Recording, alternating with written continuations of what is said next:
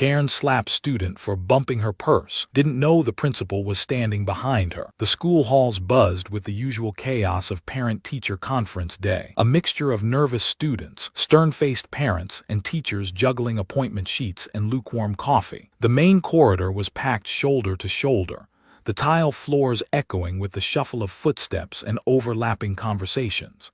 Posters advertising school plays and fundraisers flapped against the walls every time the doors opened. Fluorescent lights flickered overhead, casting a slightly sterile glow on the crowd as the intercom occasionally crackled with updates about delayed meetings or room changes. In the middle of this bustling scene, Karen stood stiffly near the administration wing, arms tightly crossed and lips pursed as if she'd bitten into something sour. She wore a pastel cardigan draped around her shoulders like a cape and clutched a leather purse so large and overstuffed it could double as luggage.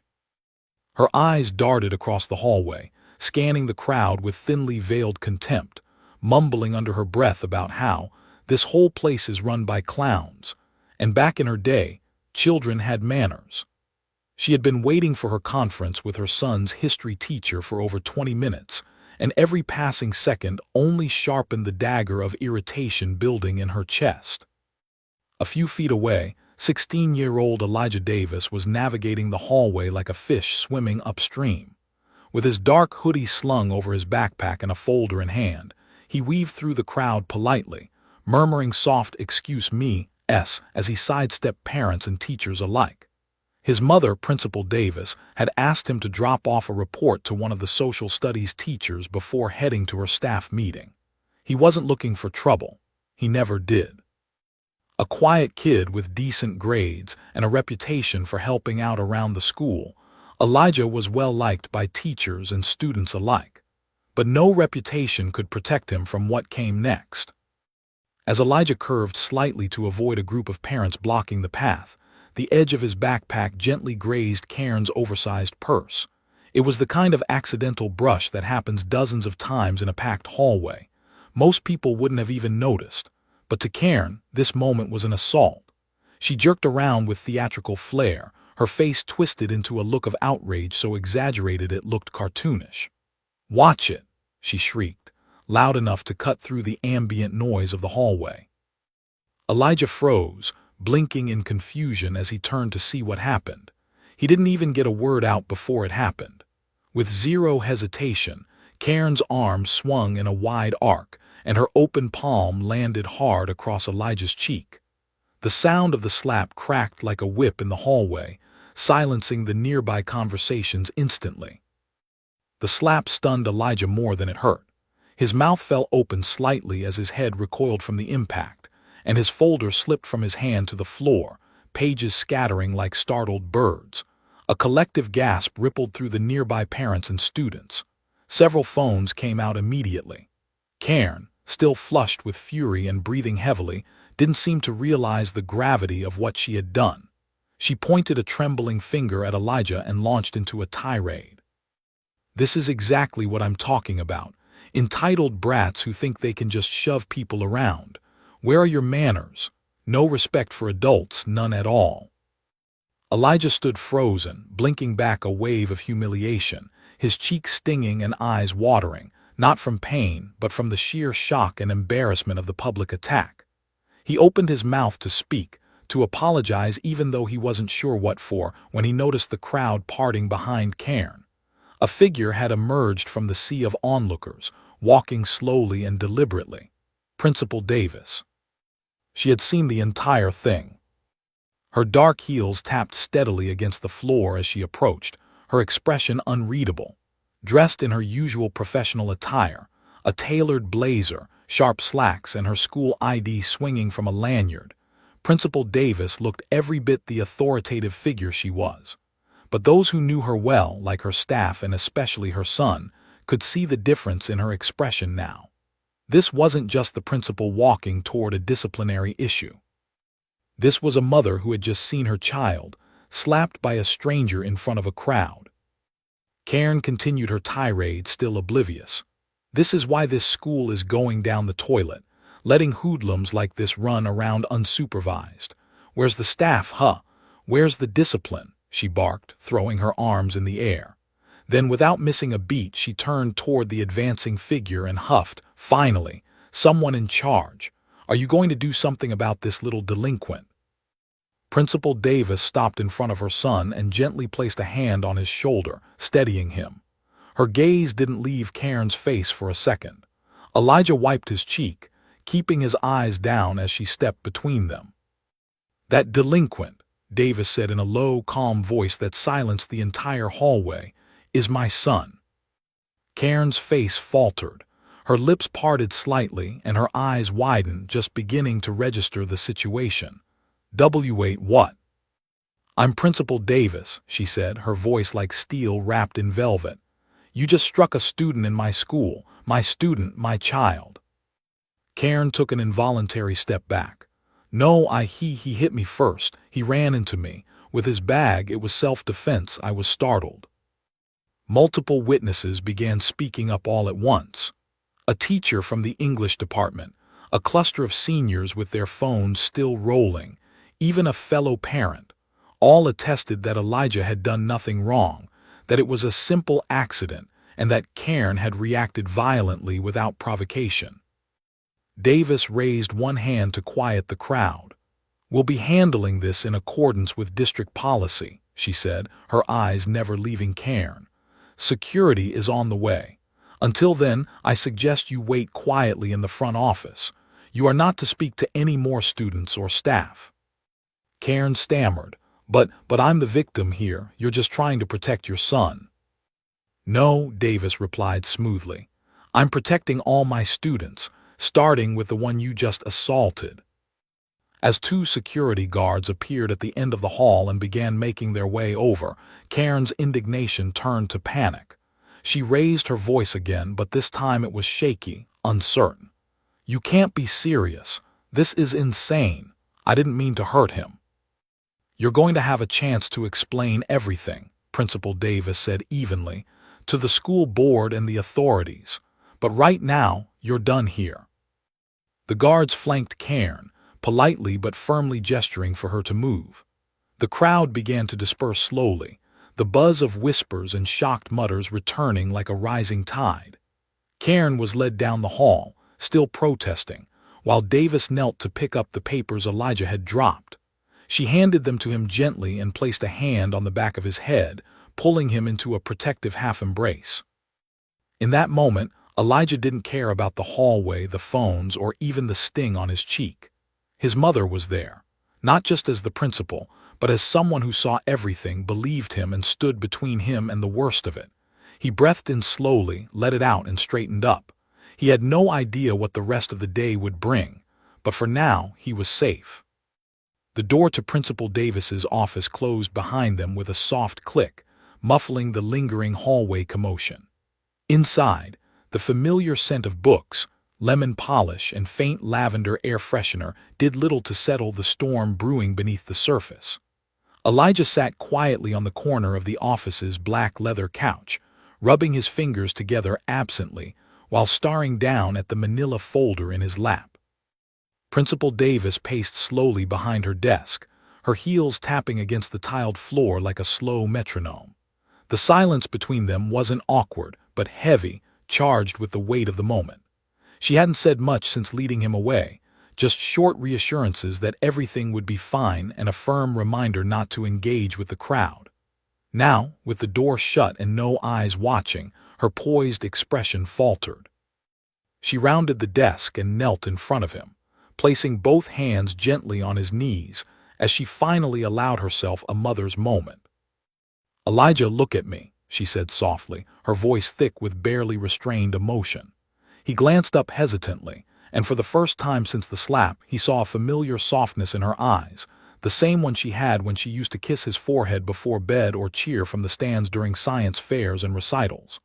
"Are you okay?" she asked, her thumbs gently brushing over the fabric of his jeans as she studied his face for any sign of real injury. He nodded quickly, but she wasn't convinced. "Tell me the truth."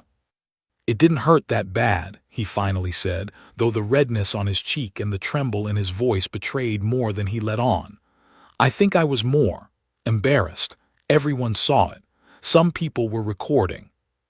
Her expression tightened at that, not with anger at him, but with a slow-building fury at the situation, at the woman who dared lay a hand on her son in front of half the school. Davis rose to her feet, straightening her blazer with the practiced precision of someone slipping back into the armor of professionalism, but her eyes still burned with a quiet fire.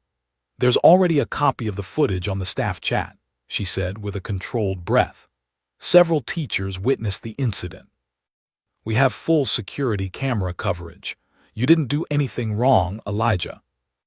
"I know," he muttered, his gaze drifting back down to the folder in his lap, though his shoulders had relaxed slightly under her words. Outside the office, the hum of the school day began to resume its rhythm, though noticeably more subdued.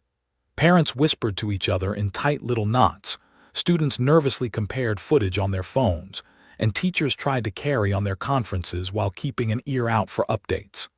Cairn, meanwhile, was seated in the small waiting room near the front office, arms crossed and face flushed with a mixture of rage and humiliation. She had demanded a phone call to her husband, insisted on speaking to the school board immediately, and even threatened legal action for what she called blatant mistreatment. The front desk receptionist, long accustomed to parental meltdowns, simply smiled politely and informed her that security, footage, and written statements were being compiled for formal review. Back in her office, Davis had begun typing a report, her fingers flying across the keyboard while Elijah quietly scrolled through his messages. Several friends had already texted him, a few expressing disbelief, others offering awkward attempts at humor to lighten the mood. One message stood out, from Layla, his lab partner, who simply said, "You handled that like a boss. Don't let her get in your head." A faint smile flickered on his lips at that, and for a brief moment, the shame he'd felt began to melt away. Davis glanced over at him as she hit save on the initial report. "We're going to file this as a formal incident of assault on a student by a non-staff adult," she said, keeping her voice even. "The school board will be notified by the end of the day. She may face criminal charges depending on the final review." "She'll probably try to twist it all," Elijah said, his voice bitter for the first time. "Say I provoked her, or lied." "She can try," Davis replied firmly, "but facts don't bend to her entitlement, not when we have half a dozen witnesses and video evidence." She leaned back in her chair, folding her hands in her lap as she studied her son again. "You didn't retaliate. You didn't yell or escalate. You stayed calm. I'm proud of you for that." Elijah shrugged slightly. "Didn't feel brave, I just froze." "Freezing is better than doing something that could have made this worse," she said. "You did the right thing. That matters." There was a knock at the door then, a quick professional tap, before it opened slightly and Vice Principal Carver stepped inside, his clipboard tucked under one arm. "We've moved Cairn to the counselor's office temporarily," he said. She was making a scene at the front desk, and some of the other parents started recording her ranting. "Figured you want her out of sight." "Good call," Davis said. "Has the footage been downloaded from the hallway cams yet?" "Already done. Officer Ramey from school security is reviewing it with the district liaison," Carver confirmed. "Also, Ms. Watkins from the English department just emailed her written statement. Matches what the kids recorded. Elijah barely touched her bag and she slapped him without hesitation." "Good," Davis said, a sharp nod punctuating the word. "We'll get statements from the others and call the district legal team after lunch." Carver glanced at Elijah, offering a small nod of respect before ducking back out. Davis turned her attention to her son again. "You're free to go home if you want. No pressure to stay here today." He hesitated. "I think I'll stay, at least until lunch, just want to feel normal." She smiled at that, her chest tightening with pride and empathy. "Okay, but if you change your mind, just say the word." Elijah stood and adjusted the straps on his backpack, more from habit than necessity. As he opened the office door, he paused and looked back at his mother. "Thanks, Mom." Davis softened at the word. It wasn't often he called her that during school hours, Usually it was Principal Davis, out of respect and routine. But now, in that single word, was the reminder that behind the title and authority, she was still just his mom. She nodded once, warmly, and watched him disappear into the hallway. As the door shut again, she exhaled slowly, then picked up her phone and dialed the district office. This wasn't over, not by a long shot. Karen had picked the wrong student at the wrong school, with the wrong mother standing behind him. By early afternoon, the school had settled into a strange sort of rhythm, one not quite normal but determined to appear so. Whispers lingered in the corners of every hallway, students moved with heightened awareness, and teachers tried to refocus their classrooms despite the storm that had passed through only hours earlier. Phones buzzed discreetly as footage of Karen's outburst continued to circulate, gaining traction beyond the school walls. Some videos were slowed down, captioned, and even set to dramatic music, transforming a painful moment into viral spectacle. But while students chuckled nervously and parents gossiped in corners of the parking lot, inside the administrative wing the mood was anything but humorous. Principal Davis sat at her desk surrounded by statements, dozens of them, from teachers, students, and parents who had witnessed the altercation. The evidence was overwhelming. There was no ambiguity, no blurred lines.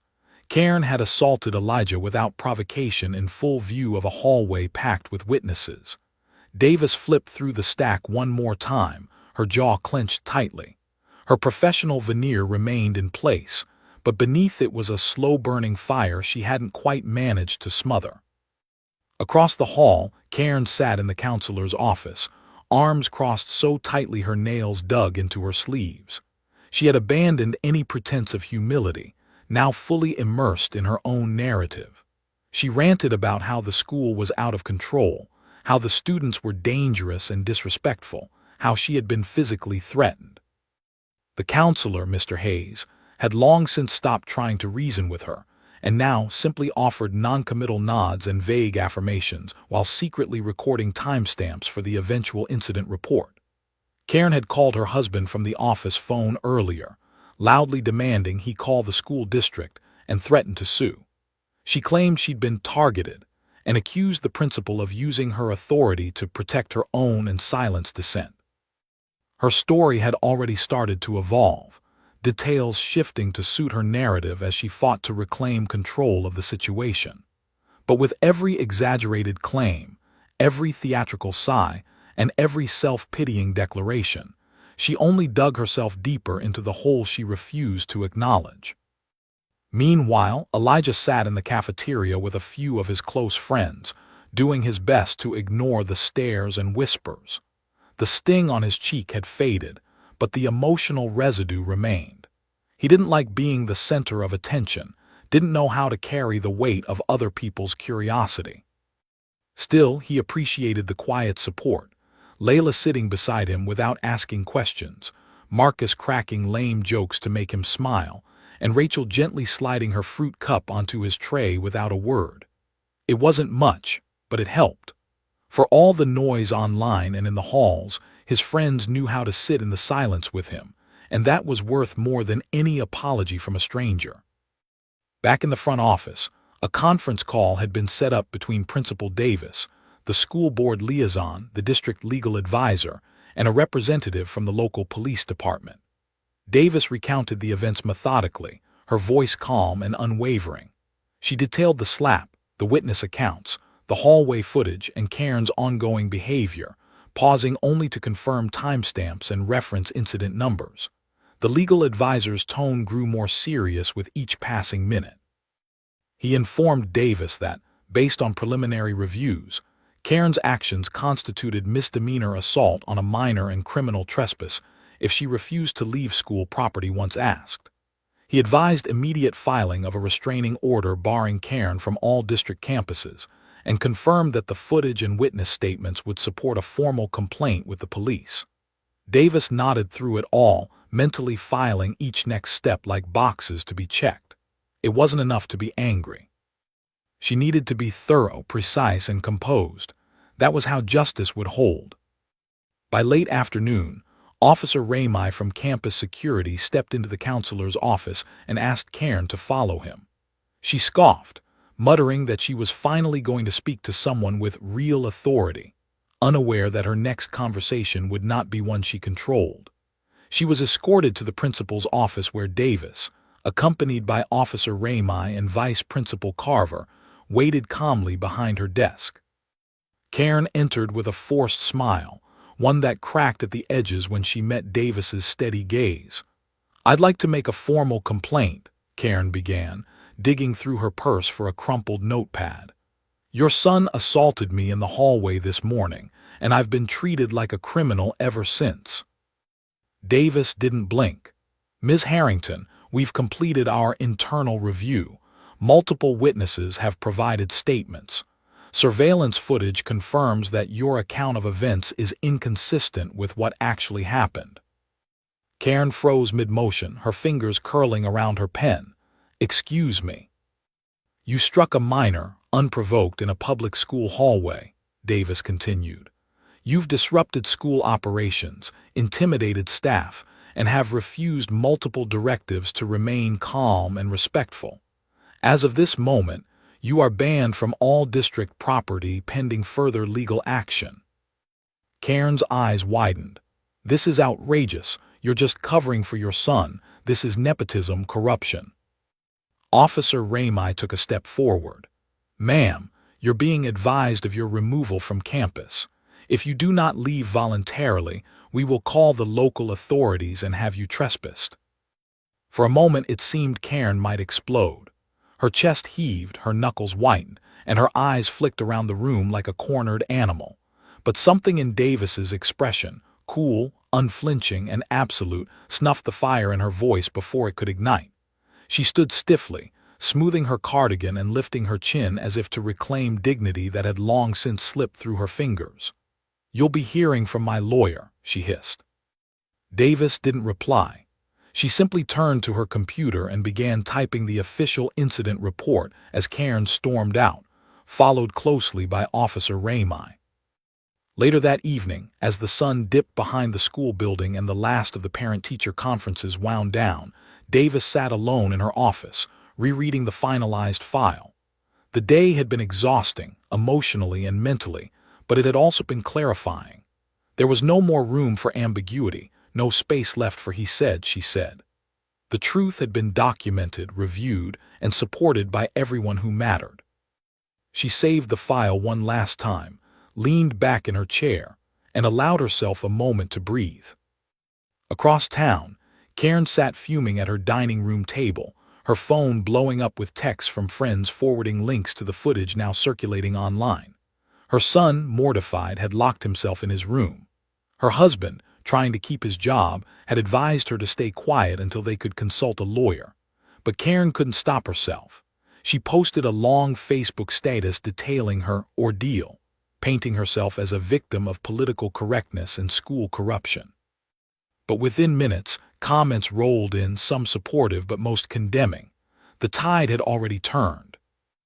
And back in his room, Elijah sat at his desk, finishing the assignment he had meant to deliver before the slap changed everything. He worked quietly, headphones in, not because he had to, but because he wanted to prove something, if only to himself.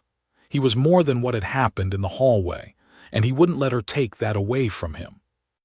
The school board meeting was scheduled within 48 hours of the incident, and the anticipation around it had built to a near fever pitch. Though it was a closed session to the public, word had gotten around that Karen Harrington would be making a formal complaint against Principal Davis, and that Davis herself would be presenting the school's findings in return. Teachers exchanged tense glances in the break room, and students joked nervously in the hallways, but beneath the surface, everyone understood the seriousness of what was unfolding. It was more than just a slap now. It was about accountability, about the way power and privilege collided in real time and in public. It had become a symbol of something larger, and no one could ignore it anymore. That morning, Elijah sat in his first period English class, trying to focus on a grammar quiz, but his thoughts wandered. He could feel the attention on him even though no one said anything. Every eye that glanced his way carried questions, sympathy, or barely disguised curiosity. He didn't blame them. He would have been the same in their shoes, but it didn't make the stares any easier to bear. He kept his head down, finished his quiz, and handed it in without a word. He had no control over what was going to happen today, but he knew one thing: he wouldn't let it break him. Meanwhile, across town at the district office, the boardroom filled slowly with a mix of stoic officials, district lawyers, and administrative representatives.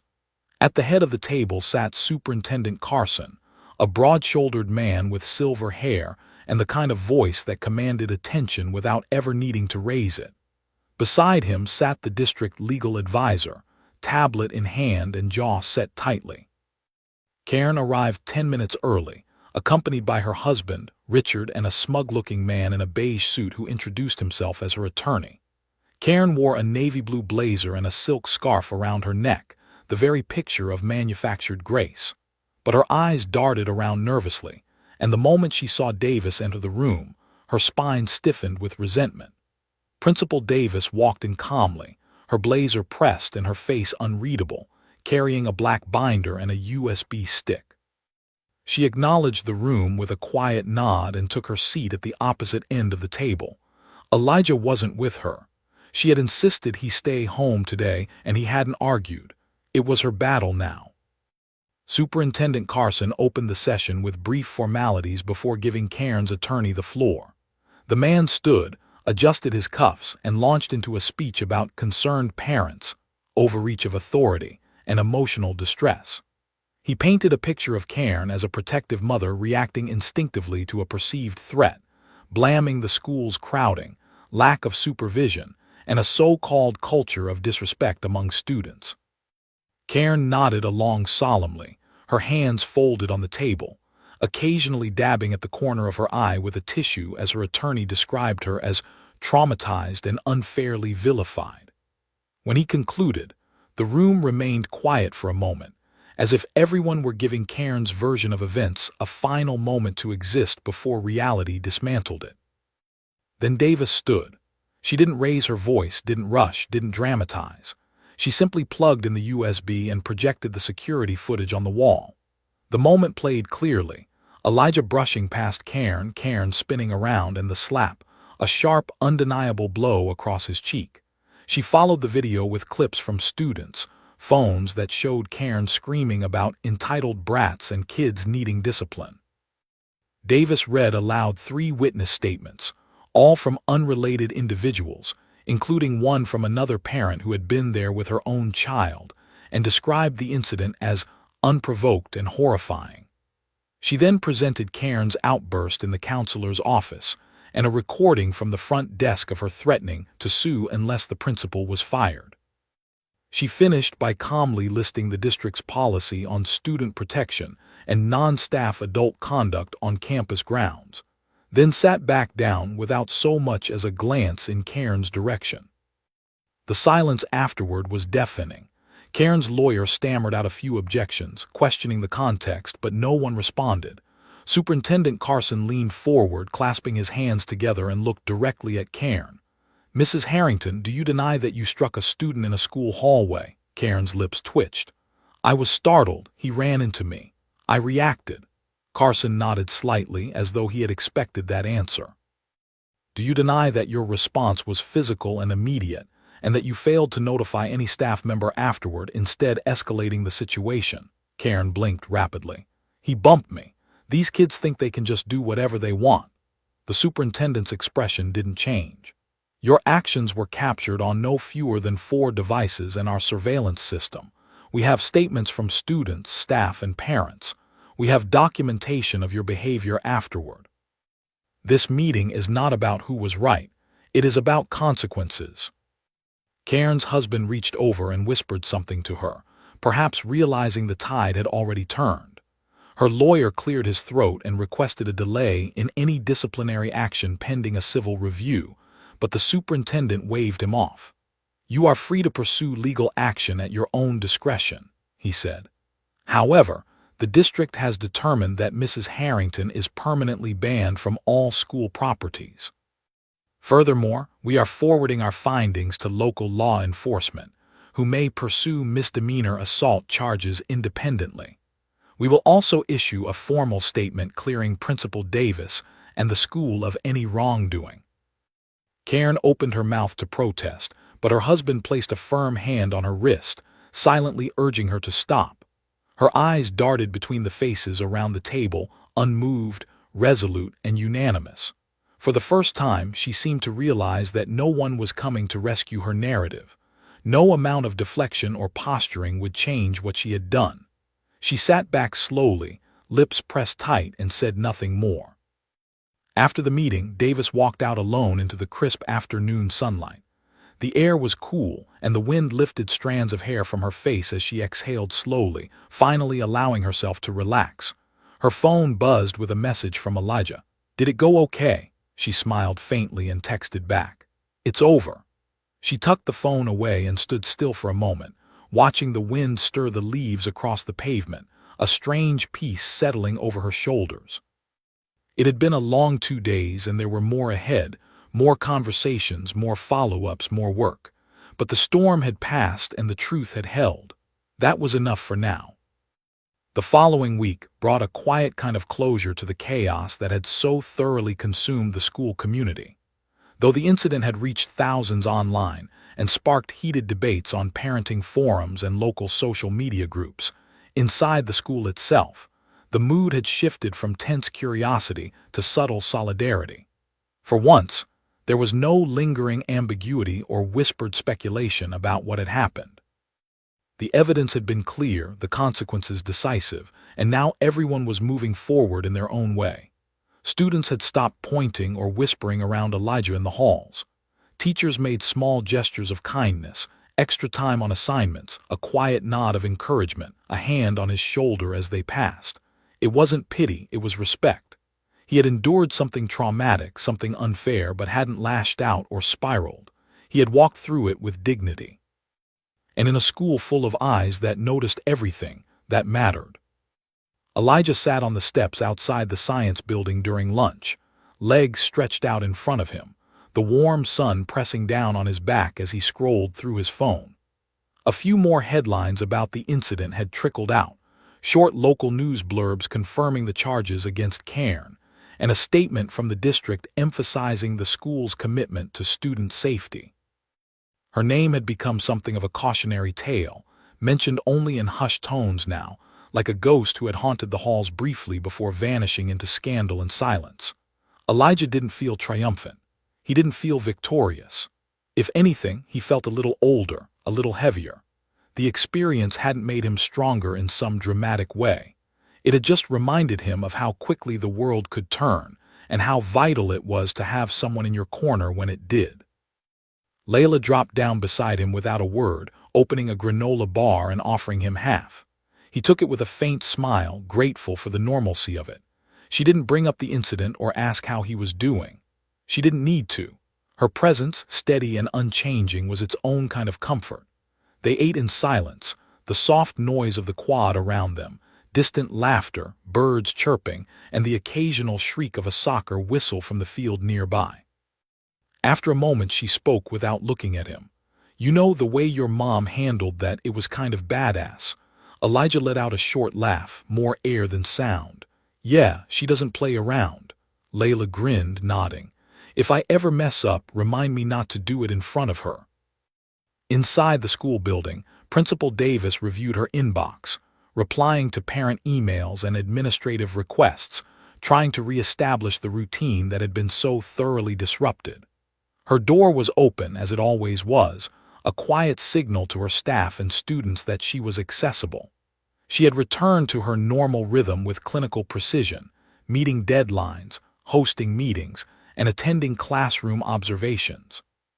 But beneath the surface, there was a new tension in her spine, a new awareness of how vulnerable even the most controlled environments could be. She had spent her entire career building this school into a place where students felt safe, where faculty felt heard, and parents felt included. The slap hadn't just been an attack on her son, it had been an attack on everything she stood for as an educator. And though the legal and administrative chapters had closed, the emotional impact lingered. but she didn't let it shake her. If anything, it deepened her resolve. The work was never finished, but now it felt more urgent, more personal than ever before. Later that afternoon, she found Elijah waiting outside her office, leaning against the wall with a quiet expression. She paused in the doorway, tilting her head. "Everything okay?" he nodded, pushing off the wall. "Yeah, just figured I'd walk home with you today." She smiled softly, closing her office door behind her. "That'd be nice." They walked together through the halls, the building growing quieter as students filtered out. Lockers slammed shut, teachers called out reminders about homework, and the janitorial staff began their slow end-of-day sweep. The hallway where it had all happened looked no different now than it had before, just another stretch of tile and lockers, neutral and unassuming. But Elijah couldn't help glancing at the spot, just for a second, before shaking his head and walking on. Outside, the late afternoon sun cast long shadows across the sidewalk, and the neighborhood around the school buzzed with life, cars passing, kids on bikes, birds rustling in the trees. They walked side by side, not saying much, the silence between them warm and easy. After a few blocks, Elijah glanced at her. "Do you think people like her ever change?" Davis considered the question carefully. "Sometimes, if they want to, but people like that usually don't think they're the problem. And that makes change difficult." He nodded slowly, chewing on the thought. "Still feels weird, all of it, like it happened in someone else's life." She looked at him, really looked at him, and saw the weight he carried, even in his stillness. "I know it's a lot. I wish I could have shielded you from it, but I'm proud of how you handled yourself. You didn't let her define you." They reached the corner near their street, and Elijah paused, watching a group of elementary kids playing on the corner, laughing and chasing each other without a care in the world. It struck him how fragile that innocence was, how easily it could be shattered. But it also made him realize something else. He was still standing, still walking, still living his life one step at a time. "Thanks," he said, his voice quiet. "Not just for being my mom, for being the principal too." She gave him a sideways glance, eyebrows raised with mock suspicion.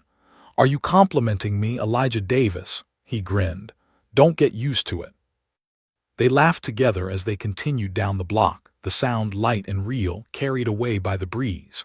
At home, dinner was already in the slow cooker, and the familiar smell greeted them as they stepped inside. It wasn't anything fancy, just stew and fresh bread, but it felt like a celebration in its own way. A return to normal. A signal that life, no matter how chaotic, always found a way to move forward. That night, Elijah finished his homework early and sat on his bed scrolling through photos from the school's upcoming Spirit Week. He smiled at a picture of him and Layla in lab coats for Science Day, already planning their next joke outfit. The incident had become part of his story, but it wasn't the whole story. It never would be. Downstairs, Davis sat at the kitchen table reviewing her notes for the next school board meeting. There would be more challenges, more difficult parents, more unexpected moments. But this time she knew exactly what she was made of, and what her son was too. Resilient, grounded, unbreakable. And as she closed her laptop and looked around the quiet house, she allowed herself one small, satisfied smile. Not of revenge, not of victory, but of peace. Because the woman who had tried to slap her son into submission had only succeeded in proving how strong they both truly were. And that truth would never fade.